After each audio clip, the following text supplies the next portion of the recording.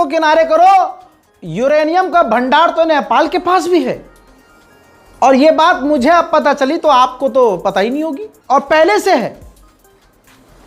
मामला अब सामने क्यों आया और मैं ये अब क्यों बता रहा हूं? नेपाल के पास असल में इस तरह का यूरेनियम का भंडार है कि उसका इस्तेमाल खतरनाक नहीं है, इतना बढ़िया है, लेकिन फिर भी कि उसका इस्तेमाल बिजली बनाने के लिए और कई तरह की चीज़ों में इस्तेमाल किया जा सकता है। उस नेपाल देश के लिए काफ़ी फ़ायदेमंद है यूरेनियम, लेकिन नेपाल के पास इतना पैसा नहीं, इतने संसाधन नहीं कि वो उसका इस्तेमाल कर सके। तो इससे पहले जो प्रधानमंत्री और सरकारें आईं, उन्होंने अमेरिका को, चाइना को, किसी और देश को यूरेनियम देने से मना किया और न उनकी मदद लेने के लिए रजामंदी दिखाई। लेकिन बालेन शाह की जो सरकार आई है, रिपोर्ट अब आपकी स्क्रीन पर, जो नेपाल की अब जो सरकार आई है, यह कहा जा रहा है, यह बात चर्चा में है कि नेपाल अरबों रुपये का भंडार अमेरिका को सौंपने की तैयारी कर रहा है। और यह जो भंडार है वो चाइना की सीमा के पास है और उसको स्पेशल जोन बनाने की तैयारी की जा रही है। असल में नेपाल सरकार हिमालय में स्थित यूरेनियम का एक बड़ा भंडार अमेरिका को सौंपने जा रही है, ये सवाल है। इस बात की अटकलें उस वक्त और बढ़ गई हैं जब अमेरिका के विदेश राज्य मंत्री समीर पॉल कपूर अचानक नेपाल का दौरा कर रहे हैं। खास बात यह है कि उनका यह दौरा सिर्फ नेपाल के लिए होगा, जबकि अभी तक आज तक ऐसा कभी नहीं हुआ कि अमेरिका का कोई अधिकारी आया और सिर्फ नेपाल का दौरा करके चला गया। वो बांग्लादेश, श्रीलंका भी जाता था या भारत भी आता था, लेकिन इस बार ऐसा नहीं है। दावा किया जा रहा है कि लो मंथांग का इलाका अपर मुस्तांग में 30 किलोमीटर के क्षेत्र को मुस्तांग स्पेशल जोन घोषित करने की तैयारी की जा रही है, ताकि पैक्सिलिका कानून के तहत अमेरिका और ऑस्ट्रेलिया को यूरेनियम प्रोसेसिंग के लिए स्पेशल अधिकार दे दिया जाए। हालांकि नेपाल के पूर्व प्रधानमंत्री सुशीला कार्की और वित्त मंत्री रामेश्वर खनाल ने इस समझौते से इनकार कर दिया था। 2026 में एमसीसी प्रोजेक्ट ऊर्जा के नए एआई डेटा केंद्रों से जोड़ने के लिए डेटा प्रमुखता सुनिश्चित करने के लिए सहमति दी गई थी कि भैया इसका इस्तेमाल डेटा को कनेक्ट करने के लिए किया जाएगा। वहीं नेपाल में यूरेनियम के जो संभावित स्थल हैं और सिथुली शामिल हैं, वहां अब सेंसिटिविटी बढ़ा दी गई है। अब ऐसा कहा जा रहा है कि यूरेनियम प्रोसेस करने के लिए नेपाल कमज़ोर है। बालेन सरकार के पीछे अमेरिका का हाथ है। बहुत सारी चीज़ें अमेरिका ऑफर कर देगा नेपाल को कि हम मेट्रो बना देंगे, हम ये कर देंगे, हम वो कर देंगे, ऐसा कर देंगे, वैसा कर देंगे, मोटा पैसा दे देगा। अब ये डर बैठ गया है कि अमेरिका को अपना पूरा का पूरा यूरेनियम नेपाल ना दे दे। सलाम, नमस्ते, सत श्री अकाल।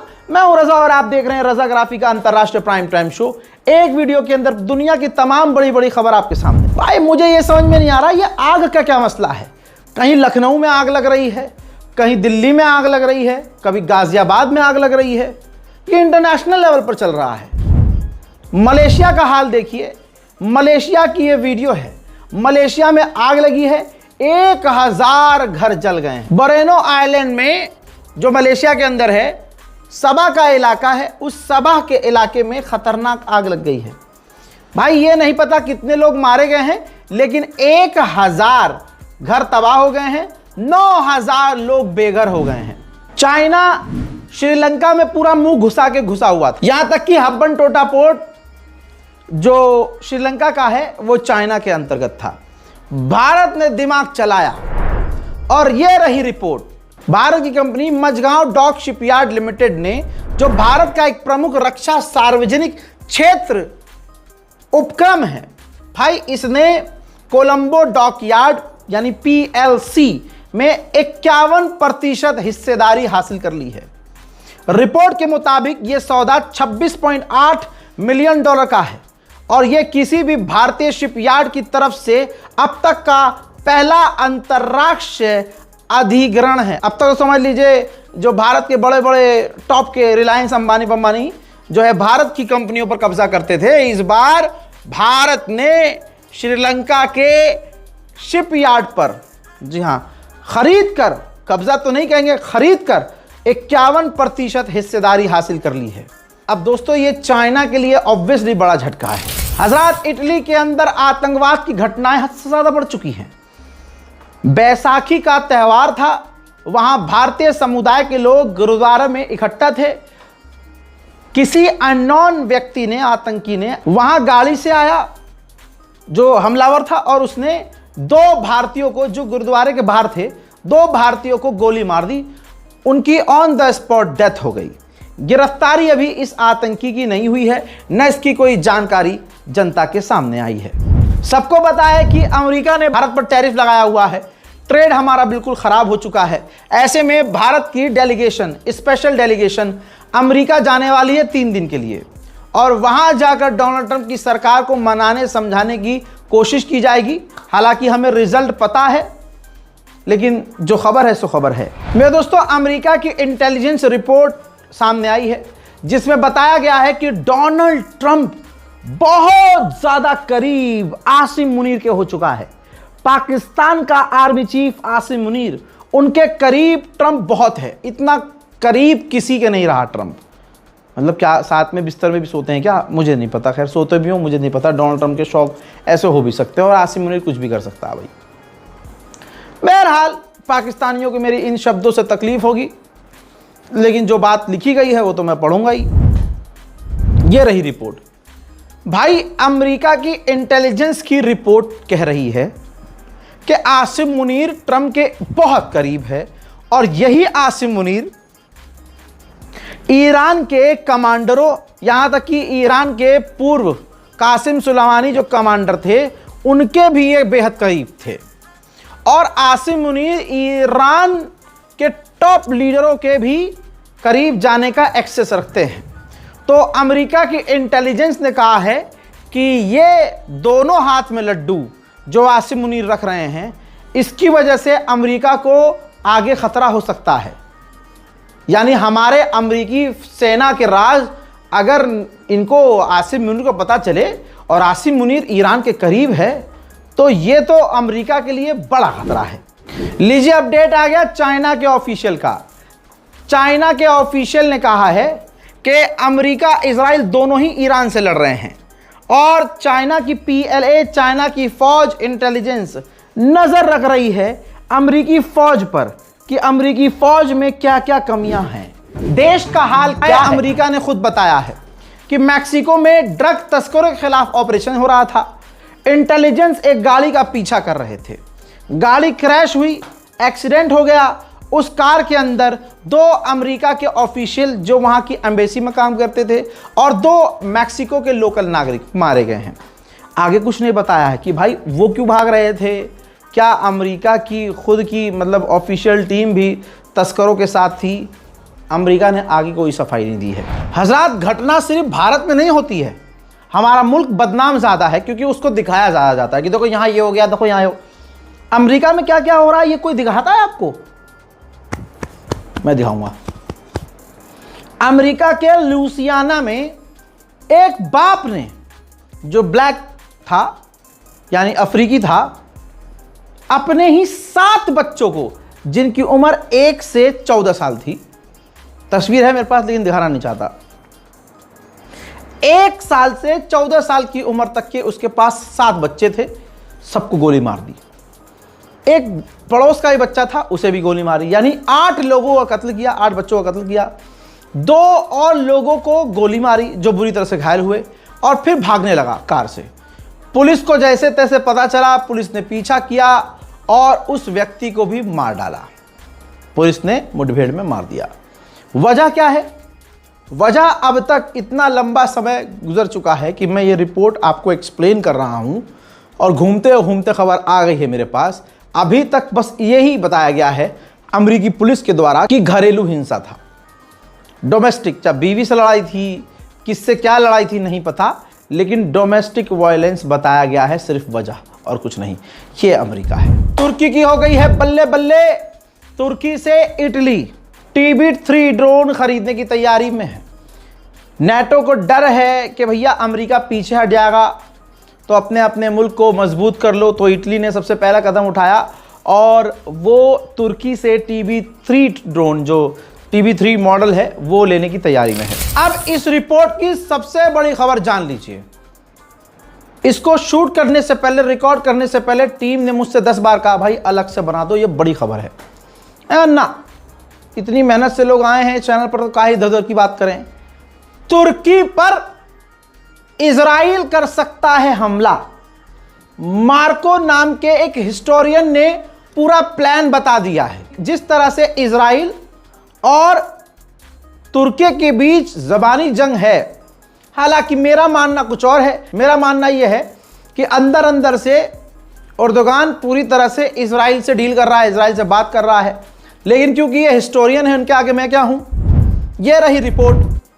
सबसे पहले इजराइल तुर्की पर हमला करके उसके F-16 तबाह कर देगा और उसके जो बेस हैं इनक्लिक, इजमीर और दियार बारिक के और जो अलग अलग शहर हैं जहां पर वॉर प्लेन्स हैं और जहां उसकी नेवी है, उस नेवी को तबाह करेगा। अच्छा, ये क्यों करेगा? पहली बात ये भी समझ लीजिए, क्योंकि इजराइल तुर्की को अपने दुश्मन की नज़र से देख रहा है कि ये दुश्मन इसलिए है क्योंकि इलाके में अब ये बहुत मजबूत है। अब जो मजबूत होता है इजराइल उससे डरना शुरू कर देता है।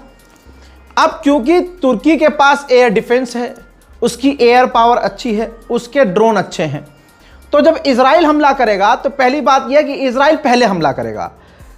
हिस्टोरियन ने बताया कि जैसे ईरान पर हमला किया इजराइल ने पहले, फिलिस्तीन पर, गाजा पर, सीरिया पर, लेबनान पर, हर जगह इजराइल ने पहले हमला किया।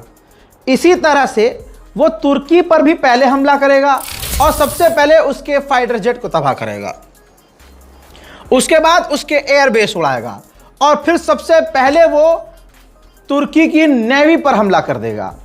और उसी सेम टाइम पर जहां वो बनाता है अपने हथियार, जहाज, फाइटर जेट जहां तुर्की बनाता है, और बैरक्टर TB2 ड्रोन जो एडवांस ड्रोन है, जहां पर अकिंची ड्रोन बनाता है, इसके अलावा कई तरह के ड्रोन बनाता है, वो वहां हमला करेगा, उसके प्रोडक्शन हाउस पर, हेडक्वार्टर पर हमला करेगा, ताकि जवाब देने लायक ना बचे तुर्की।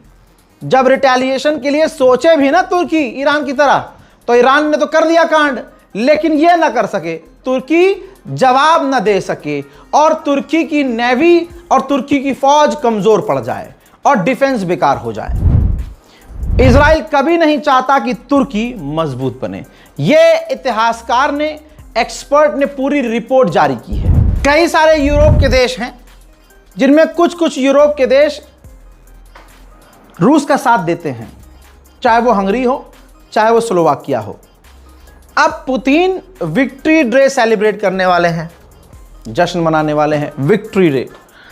ऐसे में उन्होंने स्लोवाकिया के प्रधानमंत्री को इनवाइट किया। ये रहे स्लोवाकिया के प्रधानमंत्री। अब आप कहेंगे खबर क्या है इसमें? खबर यह है कि स्लोवाकिया अगर रूस जाता है तो लिथुआनिया, लातविया, एस्टोनिया के ऊपर से उड़ान भरनी होगी। किसको? अरे भाई इन आदमी को जो आपकी स्क्रीन पर है, प्रधानमंत्री स्लोवाकिया के, इनको उड़ान भरनी होगी 3 देशों के ऊपर से, लातविया, लिथुआनिया और एस्टोनिया। तीनों देशों ने पहले ही मना कर दिया कि हम जगह नहीं देंगे, हम स्लोवाकिया के प्रधानमंत्री को अपना एयर स्पेस इस्तेमाल करने नहीं देंगे रशिया जाने के लिए। अब ये लग गई ईगो पे बात भाई साहब के, जो स्लोवाकिया के प्रधानमंत्री है। उन्होंने कहा सालो घूम के जाऊंगा, कितना ही खर्च हो जाए ईंधन कोई दिक्कत नहीं है, लेकिन जाऊंगा जरूर। यूक्रेन के राष्ट्रपति ज़ेलेंस्की ने कहा कि बड़े लेवल पर व्लादिमीर पुतिन फौज की भर्ती शुरू करने वाला है, वो ज्यादा से ज्यादा मोबिलाइजेशन करेंगे। यूरोप और यूक्रेन के लिए बड़ा झटका यह है कि व्लादिमीर पुतिन पीस टॉक के लिए मना ही कर रहे हैं, बात ही नहीं करनी। भाई पीछे का रीजन यही है कि अमेरिका ईरान की जंग में बिजी है, यूरोप के पास खुद के हथियार नहीं है, मिडिल ईस्ट यूक्रेन को कुछ दे नहीं सकता। इस टाइम भाई साहब रूस जो है काम 35 कर सकता है यूक्रेन का, तो वो पीस टॉक क्यों करेगा? जैसा मैं अक्सर कहता रहता हूं कि यूक्रेन कमजोर नहीं है, यूक्रेन हथियार बनाता है, भारत भी यूक्रेन से भारी भरकम हथियार लेता है और नए नए तरीके के हथियार बनाता है, बहुत कैपेबल है। अब उसने पहली बार एक ऐसी चीज दिखाई है, वो वीडियो आपको दिखाऊंगा, देखिएगा, जिनको हथियारों में इंटरेस्ट है देख ले। एक ऐसा ड्रोन दिखाया है जो अपने आप लॉन्च हो रहा है, उसके सेटअप से यूक्रेन का ड्रोन अपने आप लॉन्च हो रहा है, आसमान में जा रहा है, रूस के शाहिद ड्रोन को ट्रैक कर रहा है और उससे जाकर टकरा कर विस्फोट हो जा रहा है। पूरी दुनिया में यह वाली टेक्नोलॉजी अभी किसी के पास नहीं। यूक्रेन के पायलट इतने जबरदस्त स्किल्ड हैं कि जो ट्रेनर जहाज है ना, जो जहाज ट्रेनिंग के लिए इस्तेमाल होता है, याक 52, देखिए उसको यूज कर रहे हैं और उसको यूज करके उसके जरिए उस पर सवार होकर रूस के शायद 136 एडवांस ड्रोन को हिट कर रहे हैं। उधर यूक्रेन ने ग्राफिक्स लॉन्च किए हैं, ये देखिए जो रूस ड्रोन लॉन्च कर रहा है उसके ग्राफिक्स लॉन्च किए हैं, पॉइंटर्स बनाए हैं, मार्क किया है और सबूत दिए हैं कि 90% रूस के ड्रोन के अंदर जो हार्डवेयर है वो चाइनीज है। यानी सीधा इल्जाम चाइना पर है कि चाइना रूस को ड्रोन बनाने में हेल्प कर रहा है। उधर नेटो फुली टेंशन में है। नेटो तैयारी कर रहा है कि अमेरिका और दूसरे देशों की मदद के बिना हम इतने मजबूत हो जाएं कि हम कमजोर ना पड़े अमेरिका के बिना और अपनी जंग, अपनी लड़ाई, अपनी सिक्योरिटी खुद देख ले। रूस के इलाके नोवोसिबिर्स्क के इलाके में, जैसे मैंने आधा घंटा रट्टा मारा है वैसे आप भी पीछे करके सुन लीजिएगा, अब तो मैं भूल भी गया। तो उस इलाके पर जो रूस का ऑयल टैंकर है वहां हमला हुआ है।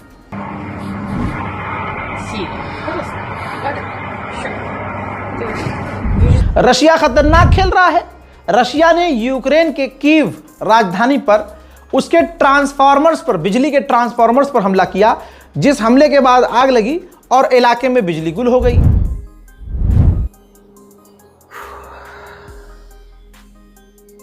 Там горит, тут горит, капец.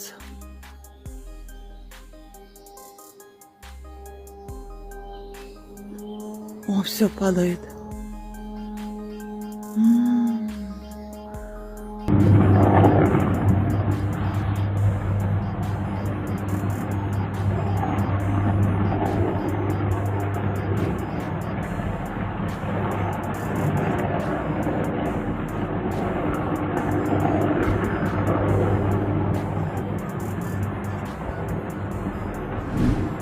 ठीक इसी तरह से यूक्रेन की एनर्जी फैसिलिटीज पर रात को भी हमले रूस ने किए हैं।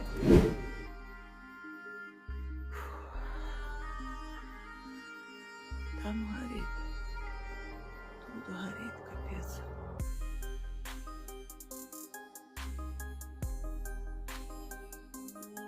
О, все падает.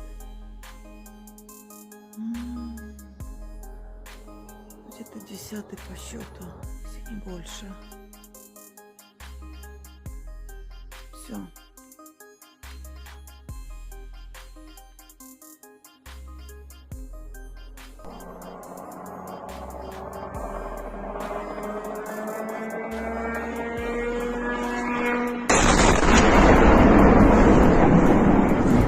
स्वीडन का भी किंग है। अब आप कहेंगे राजा भाई काय बोर कर रहे हो, किंग है तो हम क्या करें, हम तो अपने घर के किंग हैं। अरे चप्पल खाने वालों, अम्मी से सुनो भाई, यूक्रेन पहुंचे थे स्वीडन के किंग, तो उनका स्वागत करने के लिए यूक्रेन के राष्ट्रपति खड़े थे। अब कोई भी दो बड़े नेता मिलते हैं, हाथ तो कम से कम मिलाते ही हैं भाई, हम आपस में भी हाथ मिलाते हैं जब मिलते हैं। और भाई क्या हाल है, सब बढ़िया। अब भाई स्वीडन के बादशाह आए हैं, किंग, वो गाड़ी से उतरे, यूक्रेन के राष्ट्रपति ने हाथ बढ़ाया, भाई अगला हाथ ही नहीं मिलाया। और स्वीडन का जो किंग है बकायदा ऐसा लग रहा है चढ़ाने के लिए हाथ रगड़ रहा था कि यार तेरी, मेरा हाथ तो साफ है, तेरा गंदा है, पता नहीं क्यों। यूक्रेन के राष्ट्रपति ज़ेलेंस्की असहज नजर आए, उनके चेहरे पर असहजता नजर आई, एक शर्मिंदगी नजर आई, थोड़ा सा अजीब सा। भाई हम होंगे, हमको ही बुरा लगेगा। देख रहे हो आप, ये स्वीडन के राजा हैं।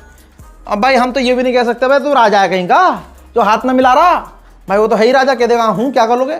लेकिन भाई साहब जरा सोचिए, ये खबर बन गई इसलिए क्योंकि हाथ नहीं मिलाया, हालांकि बाद में हाथ मिलाया है, लेकिन खबर ये बड़े बड़े अखबारों में छप गई है। लेकिन बस एक बात आई थी, क्योंकि मैं अपने मुल्क से बड़ा प्यार करता हूं, हर जगह हर मसले में अपने मुल्क को रखता हूं। मेरा मानना है कि अगर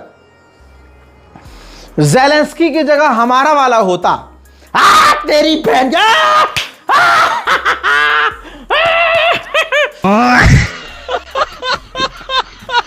अरे सुनो तो सही, हंस बाद में लियो भाई, गले भी मिलता पता नहीं।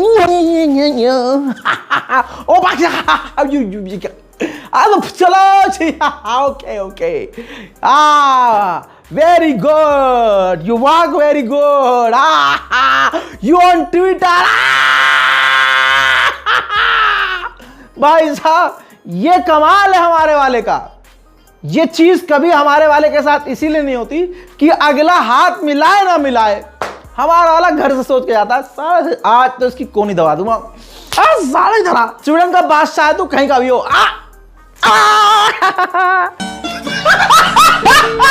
उधर यूक्रेन का दिनित्रोपेस्ट्रोवोस्क के इलाके में रूस का एक ड्रोन कटी पतंग की तरह आया और धुबूम।